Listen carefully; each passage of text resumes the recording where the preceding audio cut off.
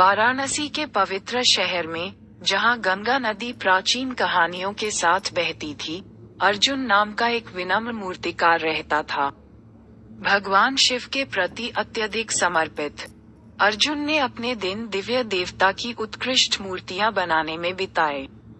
एक चांदनी रात में, जब वह एक विशेष रूप से जटिल मूर्तिकला को तराशा, तो उसकी छोटी सी कार्यशाला में एक अलौकिक उपस्थिति भर गई। अर्जुन को आश्चर्य हुआ जब भगवान शिव स्वयं राख और सांपों से सुसज्जित होकर उसके सामने खड़े थे। जैसे ही भगवान बोले, दिव्य आभा कमरे में छा गई। अर्जुन, तुम्हारी भक्ति मेरे लौकिक कानों तक पहुंच गई है। मैं तुम्हें वरदान देने आया हूँ। मांगो और ये दिया जाएगा। कृतज्ञता से अभिभूत अर्जुन अपनी हार्दिक इच्छा व्यक्त करने से पहले झिझके। मेरे भगवान, मेरी रचनाओं को जीवन का आशीर्वाद दें ताकि वे दूसरों की सेवा कर सकें और उन्हें प्रेरित कर सकें।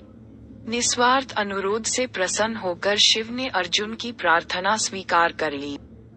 उस क्षण से अर्जुन द्वारा बनाई गई प्रत्येक मूर्ति दिव्य सार से भर गई, जिससे उनका सामना करने वालों पर आशीर्वाद फैल गया।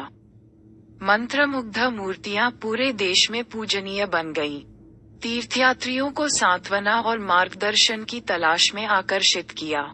एक दिन, मीरा नाम की एक परेशान आत्मा जीवन की जटिलताओं का उत्तर तलाशते हुए वाराणसी पहुंची। जब वह पवित्र शहर में घूम रही थी, तो उसकी नजर अर्जुन की कार्यशाला पर पड़ी। मूर्तियों से निकलने वाली दिव्य ऊर्जा से मंत्रमुग्ध होकर उसे एक अवर्णनीय शांति का एहसास हुआ। अर्जुन, उनकी आध्यात्मिक लालसा को देखते हुए, मीरा के पास पहुंचे और भगवान शिव के साथ अपनी मुठभेड़ की कहानी साझा की। उत्सुकतावश मीरा ने सजीव मूर्तियों के सामने ईमानदारी से प्रार्थना की। उस पवित्र क्षण में उसे वे उत्तर मिले जो वह खोज रही थी और आंतरिक शांति की खोज की।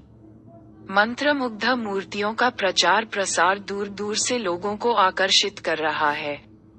अर्जुन की कार्यशाला आध्यात्मिक जागृति के स्वर्ग में बदल गई, जहां भगवान शिव की दिव्य ऊर्जा ने हर आत्मा को छू लिया।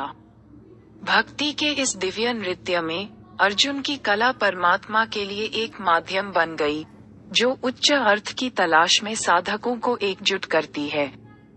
और इस प्रकार वाराणसी में विनम्र मूर्तिकार की कार्यशाला एक कालातीत अभयारण्य बन गई, जहां भगवान शिव की दिव्य उपस्थिति अर्जुन की कलात्मकता के माध्यम से बहती थी, जो आने वाली पीढ़ियों का मार्गदर्शन और प्रेरणा